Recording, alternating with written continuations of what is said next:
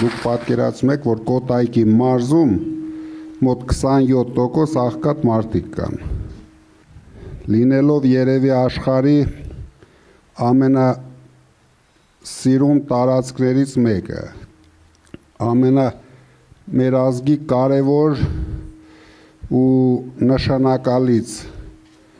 գոտիները բոլորս գիտեն Կոտայքի մարզում են։ Մեր Գառնին, մեր Գեղարդը, մեր Ծաղկաձորը, դուք պատկերացնում եք չօգտագործել այդ պոտենցիալը, մարդկանց խաբելով, ֆրֆռալ, որ իրենք ինչ-որ ասֆալտ են անում, ինչ-որ դպրոց են սարքում, սրանք այսօր չեն մտածում հայ ժողովրդի մասին, մտածում են բերեն ադրբեջանցիներով լցնեն մեր երկիրը, հետո նորից արդեն երկրի ներսում կսկսվի սկզբից փոքր պատերազմներ, հետո կմեծանան այդ պատերազմները ու կդառնա նորից մեծ պատերազմ։ Դրա համար մենք ասում ենք, մենք գնալու ենք հաղթենք, կանգնեցնենք այս չարիքին, քանի որ սրանք ոչ միայն արտաքին չարիք են բերել մեր գլխին, ամբողջ ներսն են քանդել այս 8 տարվա ընթացքում։ Դրա համար մենք միասին պետք է օգտագործենք ամենալավ շրջաների պոտենցիալը։ Մենք հիմա Հրազդանում, չգիտեմ, հրազդանցիները տեղյակ են, մեծ ծրագիր են անում, նոր տեցեր են կառուցում, մեկը հիմա բացում են, քանի որ տարիներ շարունակ արդեն աշխարհը, չգիտեմ ուր է հասել, իրենք ոչ մեկը ոչ մի ներդրում չի արել, որ ինչ-որ փոփոխություն անի, իսկ սրանք արդեն այնքան հետ են մնացել, որ միշտ ունենալու ենք թանկ հոսանք, թանկ գազ, թանկ էլեկտրականություն, դրա համար մենք քայլեր ենք անում, որ գոնե հավասարակշռությունը պահպանենք։ Շատ մեծ տնտեսական գոտի ենք սարքում Հրազդանում, հիմա Հայաստանի ամենամեծ մետալուրգիական գործարանն ենք երևի մի ամսվա ընթացքում բացում, դրա համար մենք Հրազդանի մասով ունենք շատ լուրջ ծրագրեր, որպեսզի ժողովուրդը ունենան արժանապատիվ աշխատատեղեր, նորմալ աշխատավարձներ ստանան ու հույսները չդնեն, թե սրանք ընտրությունից ընտրություն մի 10,000 դրամով խապեն ժողովրդին, կամ դեղերը 2-3 անգամ թանկ ծախում են, բերում են իրենց գռդոնը անում են, բոլորով միասին, հետո ասում են մենք դեղերի համար մի քիչ ինչ-որ արտոնություններ ենք տալիս, դուք դեղերը բերեք ճիշտ գներով վաճառեք, մարդիկ իրենք ի վիճակի գնեն, իսկ մենք ասում ենք, որ մենք միանգամից ենք իջեցնելու, մենք այդ հարցը լուրջ կուսումնասիրենք, որ մարդիկ, մեր ծերերը արժանապատիվ կյանք ունենան։ Նույն Չարենցավանում, դուք հիշում եք ինչ արտադրական պոտենցիալներ մենք ունեինք, այսօր նույնիսկ 10%-ը չի աշխատում, սրանք ոչ մի հնարավորություն չունեն, ինչ-որ ձևի զարգացնեն, մտածեն մարդկանց մասին, բայց ամեն ինչ սկսվում է տնտեսությունից, եթե մենք կարողանում ենք կարգավորենք տնտեսությունը, մենք կարողանալու ենք ունենանք ուժեղ բանակ, մենք կարողանալու ենք պաշտպանենք մենք ինքներս մեզ, էլ թույլ չենք տալու, որ Ալիևը երբ զարթնի փռշտա, սրանք էլ բոլորը սկսում են այդ փռշտոցների տակ արձագանքել ու հարձակվել մեր մայրերի վրա, մեր ընկերների վրա։ Միակ բանը, որ սրանց գլխի մեջ կա, ինչքան մարդ ձերբակալեն, ինչքան մարդ կալանավորեն, ուրիշ ոչ մի բանից սրանք չեն հասկանում, մեկ էլ սիրուն գռդոն անեն, ուրիշ, հետո գռդոն բոլորով են անում, նենց չի, որ մեկ, երկու հոգի, համակարգային գռդոն է այս երկիրը, մենք շուտով ձեզ ցույց կտանք, որտեղ ինչ են կերել, իրենք ձևը գտել են տարիներով մարդկանց, ոնց շանտաժի ենթարկեն, ոնց վախեցնեն, բայց հիմա այն որ ասում է փառք Աստծո, ձեր օգնությամբ, մեր օգնությամբ միասին մարդիկ զարթնում են, պնդանում են, ուժեղանում են, արդեն ոչ մեկը իրենցից չի վախենում, նույնիսկ մեր տարեց մայրերը ինչ հակահարվածներ են տալիս։ Ուրիշ ձև չկա, սրանց տեղը պետք է դնենք։ Պատկերացնեք, այս մարդը իր շրջանն է, իր մարզն է հասցրել 40% աղքատների։ Ինչի համար է դա իրենց պետք։ Որովհետև աղքատ մարդկանց հեշտ է կառավարել։ Ընտրությունից ընտրություն մի երկու խոստում են տալիս, մի երկու բյուջեն քանդելով ինչ-որ հարցեր են լուծում, նույնիսկ օրենքի սահմաններում չի իրանց լուծած հարցերը։ Իրենք բյուջեն ընդունել են, հետո հիշել են, որ թոշակառուներին կարելի է ընտրության դեմը մի քիչ գումար տալ, որ իրան ձայները տանել, որովհետև ուրիշ տարբերակ չունեն, ուրիշ ասելու բան չունեն։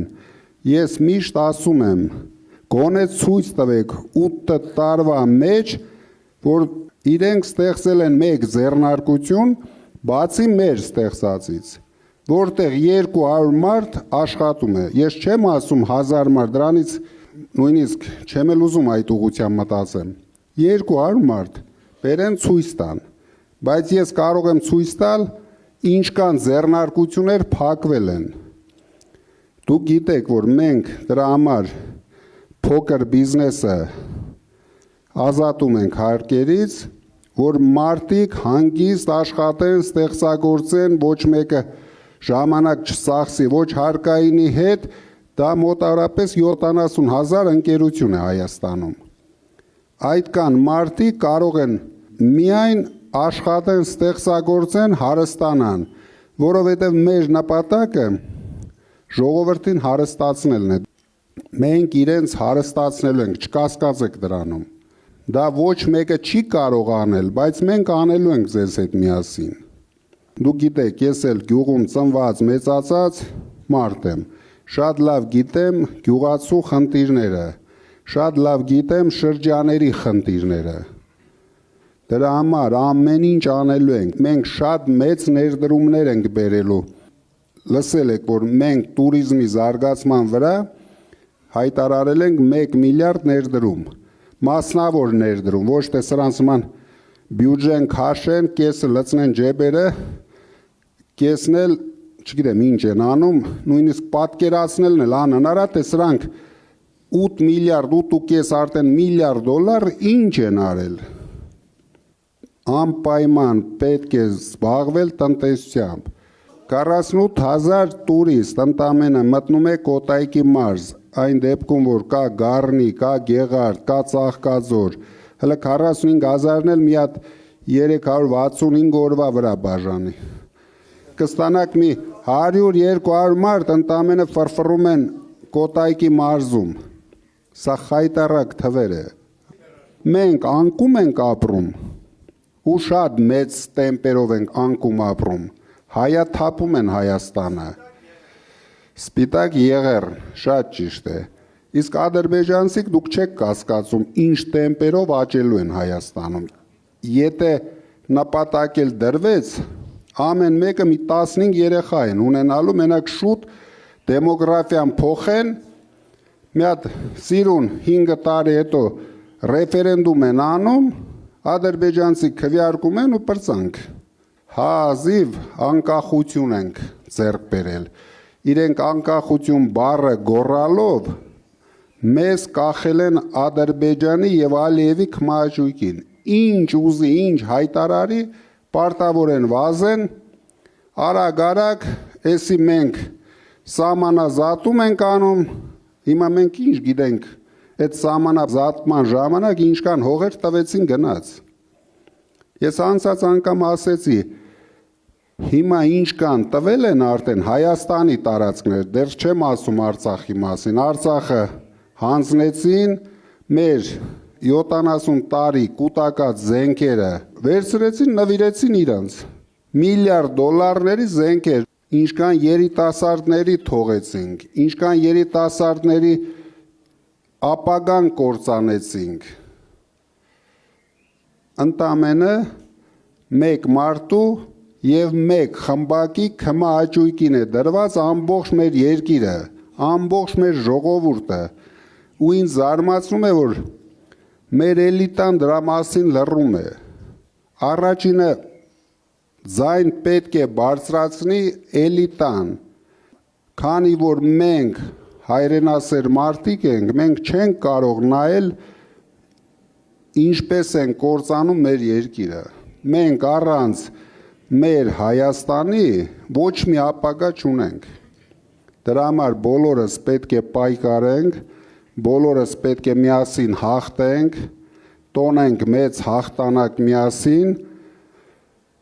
եւ միասին զբաղվենք մեր երկրի զարգացմամբ։ Նույնիսկ հիմա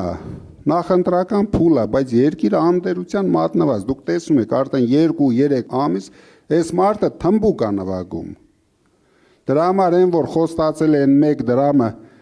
իր վարչապետին տալու եմ, հիմա ասում են, որ էդ էլ չեմ տալու։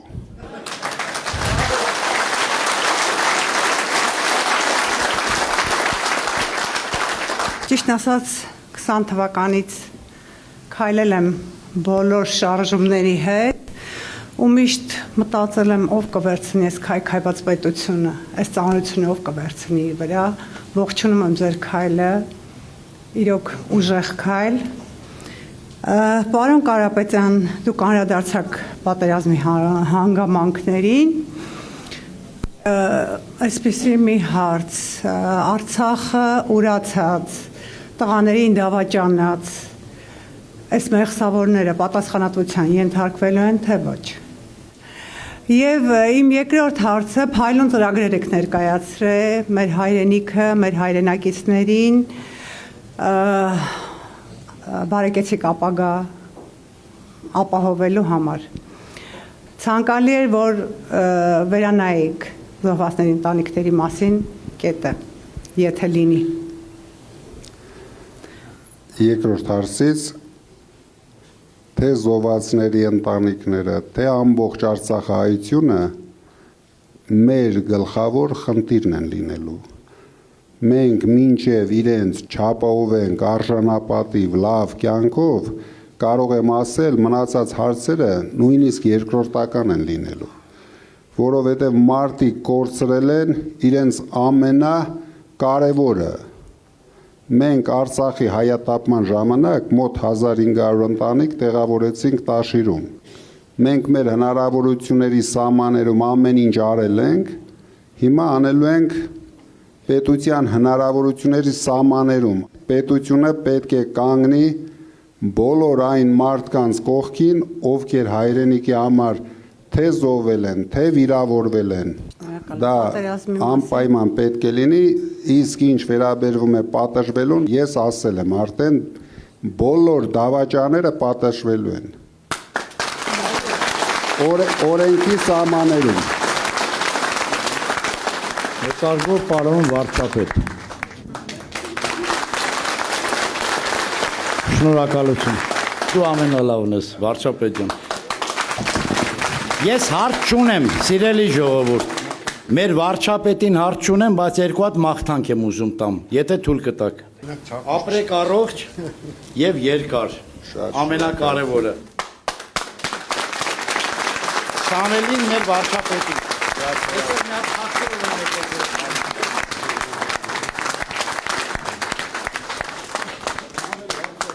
Բարև ձեզ, պարոն վարչապետ։ Բարև ձեզ։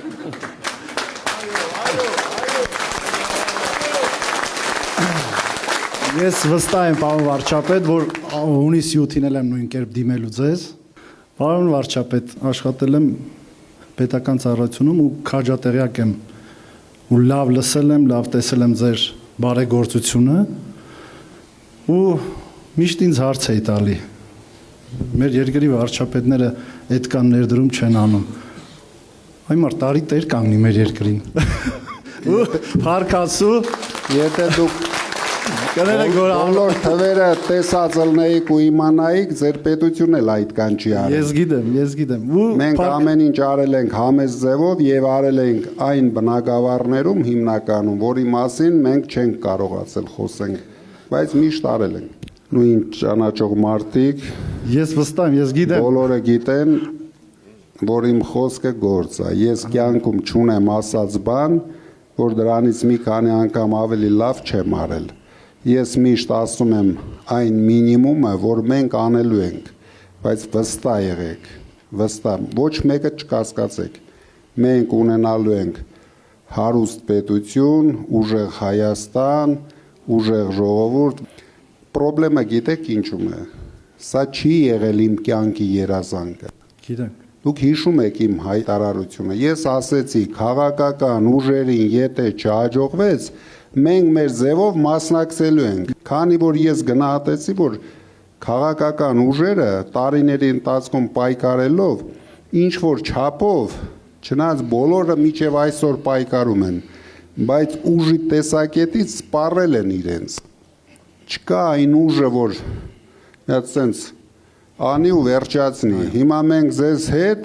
այս շարժումը պետք է անենք, ուրիշ ձև չունենք։ Այո։ Սամվել վարչապետ։ Եվ դուք մի պատկերացրեք, եթե մենք մեր ձևով չմասնակցենք հիմա։ Դու պատկերացրեք, ինչ է կատարվելու։ Ինքը գնալու է նստի, են թմբուկի վրա նվագելով նորից մեր ժողովրդին տանի դեպի թրկացում։ Հասկանում եք ինչ իմաստն է խոսքը։ Այո։ Քանի որ մենք հարցումներ ենք անում, նույնիսկ դուք կարող է չպատկերացնեք, բայց ՔՊ-ին ընտրողների 17%-ն էլ մեզ լավ են վերաբերվում։ Չեն ընտրում մեզ, բայց լավ են վերաբերվում։ Դա բացառիկ արդյունք է։ Այսինքն իրենց 2/3 ժողովրդի, ով իրենց ընտրում է, մեզ լավ վերաբերվում է, բայց չի ընտրում։ Իսկ գիտեք ինչ չի ընտրում, որովհետև մարդը շատ դժվար է ընդունում, որ ինքը սխալվել է, ինքը միշտ ուզում է համոզի, որ չէ, ինքը ճիշտ է արել։ Հետո հասկանում եք, այս տղան սահման չունի, ինքը դուրս է գալիս։ Իմ տարիքի մարդիկ երևի կհիշեն, մեր գյուղերում դες զբաղմունք չկար, մենք բոլորս, դուք երևի կհիշեք, ամեն տարի սպասում էինք, որ գյուղում գա այդ լարախաղացները, հիշում եք, չէ՞։ Փալևաները, դուք էլ եք տեսել դա։ Ու հիշում եք, այդ փալևաների ինչով էր հետաքրքիր, որ յալանչի կար հետները։ Փող էր մուրում։ Ինքը այդ հիմա յալանչի դերն է տանում, փողոցները ընկած մարդկանց զբաղացնում է։ Նույն բոլորը իմ հետ համաձայնվեցին, որովհետև ես միշտ իրեն նայելով, իր ընտրապայքարը նայելով, միշտ հիշում եմ այն մեր գյուղի յալանչիներին, որ գյուղ մարդկանց հետևից հիշում եք, վազում, քաշքշում։ Այս ֆորմատը շատ լավ ֆորմատ է, որ հույսով եմ, ես վստահ եմ, որ դուք վարչապետ եք, բայց ֆորմատը ժողովրդի հետ լինի, ոնց որ ինքը խափեց չեղավ, 8 տարի հետո սկսում էր սենց անպագորգոր բառեր խոսել, հնարավոր է, որ մեր մեջից մարդ կլինի, որ առաջարկ կանի հանուն պետության, որ լավ բան լինի։ Մենք դրա համար ստեղծելու ենք հատուկ կառույց։ Ես ձեզ պարզ եմ ասում։ Ես ձեր օգնության կարիքը ունենալու եմ։ Ամեն շրջանի գյուղացիները իրենց խնդիրները ավելի լավ են իմանալու, քան մենք։ Ասենք Արարատյան դաշտավայրում մի խնդրեմ կա։ Սյունիքում ուրիշ խնդրեմ կա։ Կոտայքի մարզում ուրիշ խնդրեմ կա։ Բոլոր գյուղերում, բոլոր շրջաներում կան մարդիկ, ազդեցիկ մարդիկ, փորձառու մարդիկ։ Ընդամենը շատ մարզել չունենք, 10 մարզ ունենք։ Ասենք մի ամսում կարելի է այսենց հավաքել, թող չլինի 300 մարդ, թող լինեն 500 մարդ։ Բայց քննարկել է պետք, ինչն ամենաառաջնահերթը։ Մենք շատ լուրջ ուշադրություն ենք դարձնելու էկոլոգիայի վրա, որ մեր քայլերը պետք է գեղեցկացնեն, այլ ոչ թե փչացնեն, ասենք Սևանը, Ծաղկաձորը, հիմա դուք տեսնում եք, Ռազդանցիկ լավ տեսնում են Ծաղկաձորում ինչ է կատարվում։ Սարքեցին շատ անճաշակ բնակավայր, բայց Ծաղկաձորը ուներ բոլոր տվյալները, դառնար լուրջ տուրիստական, հիշում եք, սովետական միության ժամանակ մեր օլիմպիական բազաներից մեկն էր Ծաղկաձորը։ Իսկ հիմա նույնիսկ հրազդանի համար չի կարող բազա ծառայել։ Այսինքն անմտածված քայլերով ամեն ինչ փչացրեցին այս մարդիկ։ Այո։ Այս շինարարության բումը փոխանակ կառավարեին, բաց թողեցին, ով ինչ ուզում է անի։ Համ խնդիրներ սարքեցին թե շինարարների համար։ Հիմա դուք գիտեք, շուկան մի քիչ փոխվեց, բոլորը շենքերը կանգնեցրել են, մաքսիմում 10%, 15% են կարողանում վաճառել։ Դրանից էլ բանկերը խնդրեմ ունեցան ու կունենան, որովհետև ֆինանսավորել են, չեն կարողանում վաճառել այդ ամեն ինչը։ Դրա համար ամեն ինչը պետք է բալանսավորված, հավասարակշռված տարվի։ Իմ հարցս հիմա ուղղում եմ վարչապետի։ Մենք 90-ականներին հաղթել ենք 20 թվից 23 թիվ։ Պատերազմի մասնակից տղաները գիտենք 5000 զոհվել, 12000 վիրավոր, օգնում եք բոլորին։ Բայց այն 20-30 հազար տղաները, որ մասնակցել են, դրանց մասին ինչ որ ծրագիր կա, լիգոտների բանով հարցով։ Ես եթե հետևում եք իմ հայտարարությունների մեջ ասել եմ, հերոսները նորից դառնալու են հերոսներ, դա բոլորին է վերաբերվում։ Այդ բոլոր մարդկանց վերաբերվում է, կապ չունի իրենց դոշին հերոսի մեդալ կպսրել են, թե չեն կպսրել։ Ով կռվել է մեր երկրի համար, ես իրենց համարում եմ հերոսներ։ Նորից իրենք ունենալու են հերոսների կարգավիճակ, իրենց ծնողները ունենալու են հերոսացին մայրերի կարգավիճակ։ Դուք մի կասկածեք, հետո ես շատ բարի մարդ եմ, ես ինչի համար մի քիչ չեմ ուզում հանդիպեմ այդ մարդկանց հետ, որովհետև դա իմ համար էմոցիոնալ ծանր է։ Դժվար չի հավաքեմ, խոսանք, բայց ես պետք է առաջի քայլ անեմ, օգնեմ իրենց, ամեն ինչ անեմ, նոր հանգիստ կհավաքեմ, երբ որ բոլորը արդեն գող կլնեն, նոր կհավաքեմ։ Պարոն վարչապետ, հարցս այն տղաների մասին է, որ ոչ մի կարգավիճակ չունեն, ոչ վիրավորի, ոչ զոհվածի, իրանք սաղն 44 օրյա պատերազմի մասնակից են։ Հարցս այդ տղաների մասին է։ Այն զոհվածներ գիտենք մեր ամեն ինչին կտանք ճիշտ լուծում, համակարգված լուծում։ Իրենք լավ ապրելու են մեր երկրում, մեր հողի վրա։ Ասեցի գերիների մասին, ամեն ինչ անելու ենք իրենց համար, այս խայտառակությունը, որ ամբողջ աշխարհին առաջ մենք նայում ենք, տեսնում ենք մեր ընկերներին, մեր նույնպես ուժեղ ընկերներին, բայց այսօր անմխիտար վիճակում ամբողջ աշխարհը ծիծաղում է մեր վրա, որովհետև մեր իշխանությունները, ես արդեն կասկածներ ունեմ, որ նույնիսկ օգնել են իրենց այնտեղ հայտնվելուն, նույնիսկ վտանգ են տեսել։ Դրա համար այդ հարցը լինելու է մեր գլխավոր խնդիրներից մեկը, որ մեր լավագույն զավակները գան իրենց տները։ Ես օգնել եմ, որ կանգնի պատերազմը, բայց այս մարդը իր մեծամտությամբ, անիմաստությամբ, անշնորհքությամբ ոչ մի բանի ընդունակ չի։ Իր շուրջն էլ հավաքել է իր նման մի 3-4 հոգի ուր խանում են։ Իրենք չեն հասկանում, որ իրենց անդունդա տանում։ Այս 3-4 հոգի ունի, որ ամեն օր իր համար դոշ տված, թե ինչի համար եք դոշ տալիս։ Պարոն վարչապետ, իմ անունը Սամվել է, Պրոշյանի համայնքից եմ։ Մեր մոտ Պրոշյան սովխոզում խնդիր կա դպրոցի, որ սրանք բարձրացնում են ձայն 100 հատ, 500 հատ, 1000 հատ դպրոցներ շինի, բայց Պրոշյանի սովխոզի դպրոցը մի 3-ից 4 հերթով են աշխուր, երև ավելի։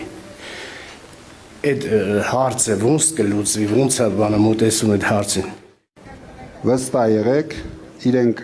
մի քանի անգամ ավելի շատ փակում են, քան բացում են, քան կառուցում են։ Այդ կառուցածներն էլ իրենք չեն կառուցում, որ գյուղերը օգտվեն, երեխաները օգտվեն։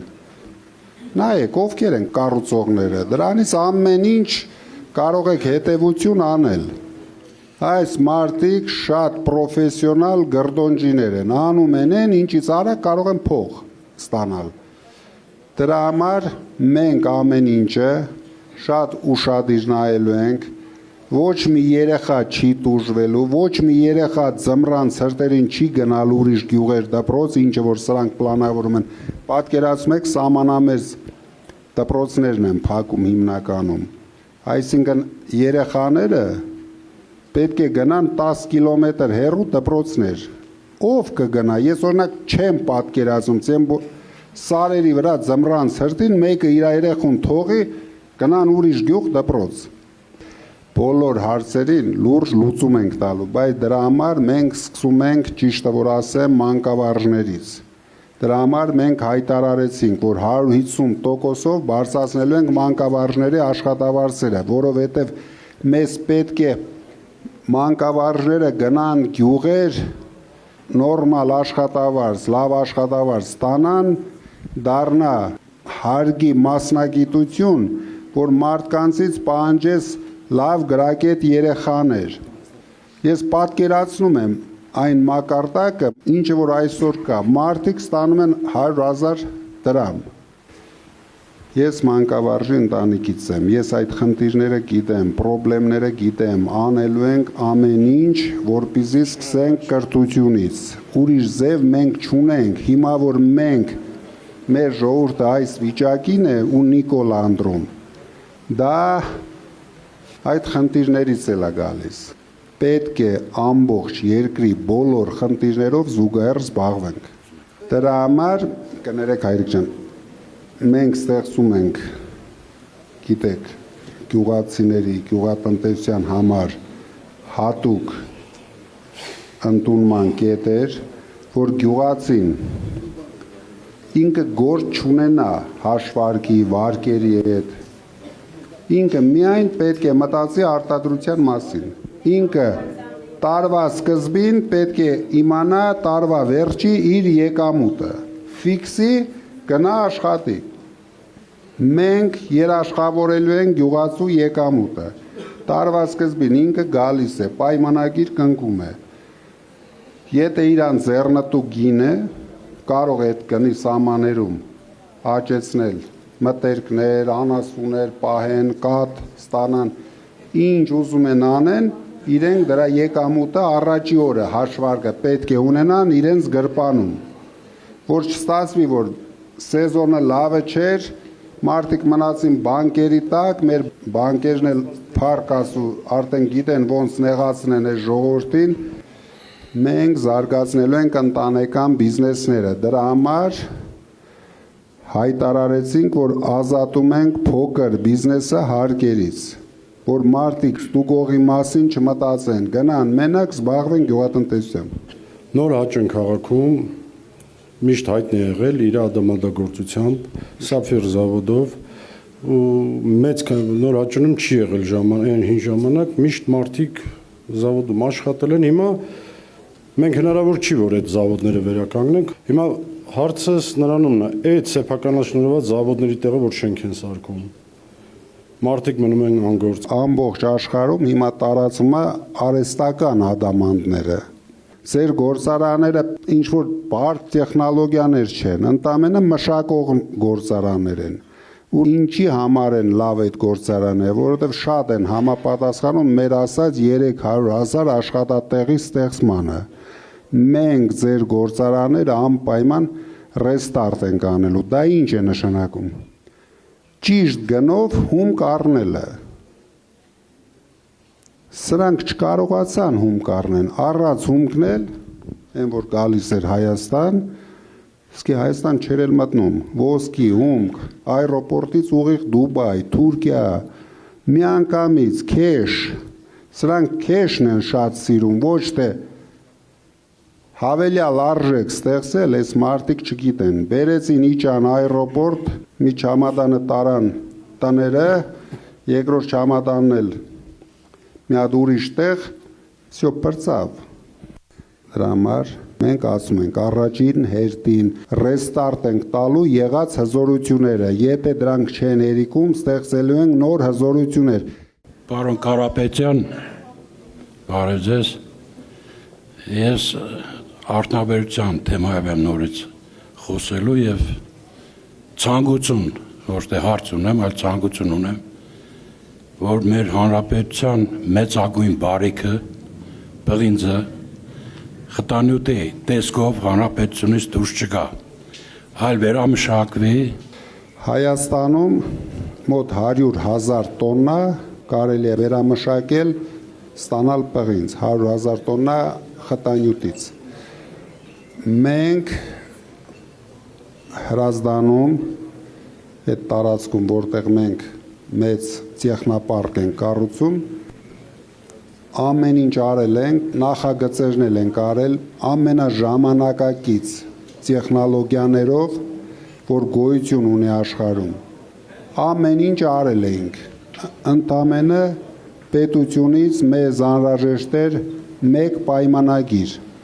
որ քաջարանի պղնձամոլիբդենայինի հետ եւ թեղուտի հետ կնքեինք պայմանագիր, որ խտանյութը իրենք վաճառում են մեզ։ Այո։ Սրանք շուռ տվեցին ամբողջ հարցը, անհասկանալի հիմա արդեն հասկանալի պատճառներով, որ իրենք լավ տեղավորվել են խտանյութ վաճառքի եկամուտների մեջ։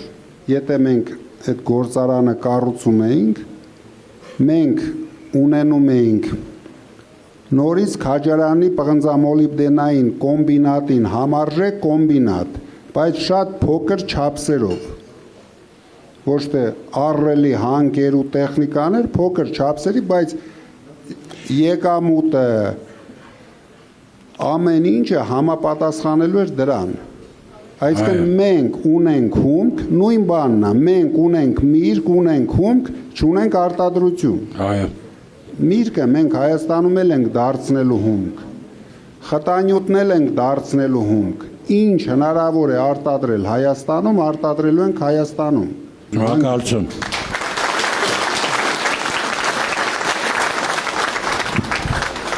Ես կրթության ոլորտի այս սխալ ընթացող ուղու մասին եմ ուզում հարցնեմ ձեզ։ Մենք տարիներ շարունակ վատ որակի կրթություն ենք մատուցում մեր մատաղ սերնդին եւ այսօրվա իրավիճակը արդեն կանխատեսելի էր վատ որակի կրթություն ունենալու հետևանքով։ Ուզում եմ հասկանամ, պարոն Կարապետյան, ապագայում մենք ինչ քայլեր ունենք կատարելու միասին, որպեսզի մեր կրթության որակը բարձրանա։ Պետք է բոլոր աշխատողները, թե ուսուցիչները, թե բժիշկները, թե մշակույթի աշխատողները առաջի հերթին ապահովեն արժանապատիվ աշխատավարձով։ Դրանից հետո մենք բոլորից շատ պահանջելու ենք։ Դրանից հետո գնալու ենք ժամանակակից ճիշտ կրթական համակարգեր ստեղծենք, դպրոցներից սկսած, քանի որ բոլորս ենք հասկանում, եթե դա չկա, այն մյուս ամեն ինչը չկա։ Եթե չունենք կադրեր, ինչի մասն ենք մենք խոսում։ Մենք կարող ենք շատ մեծ պլաներ դնենք, բայց ոչ մի բան էլ չի իրագործվելու։ Բայց ամեն ինչ սկսվում է հունիսի 7-ից։ Մենք ունենք բոլորս միասին գլխավոր հարց լուծելու։ Կա մի բան, որի համար ժամանակ չեք ունեցել ձեր հաջողության ճանապարհին։ Մի քիչ գլուխ կգովամ, բայց դե պետք է գովամ։ Ես ինչ պլանավորել եմ իմ ճանապարհին, ամեն ինչի հասել եմ։ Ես ազնվությամբ եմ ասում, չի եղել մի բան, որ ես ուզեցել եմ էսի անեմ ու չեմ արել։ Նու, այդպես է ստացվել։ Չի եղել։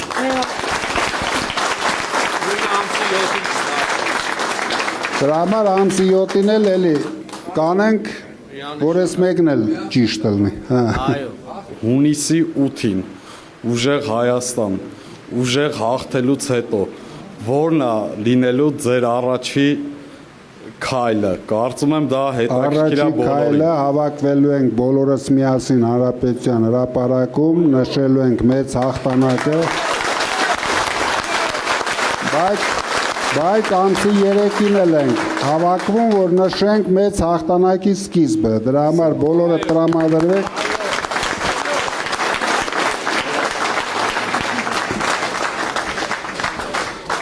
Ձեզանից շատ շնորհակալ եմ, շատ լավ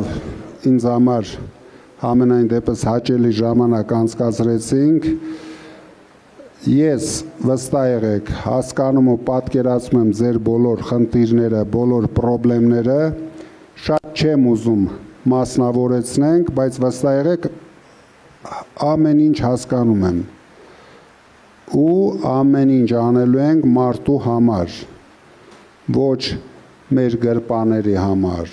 Մենք ամեն ինչ անելու ենք, որ մեր ժողովուրդը վերջապես լցնեն իրենց գրպաները։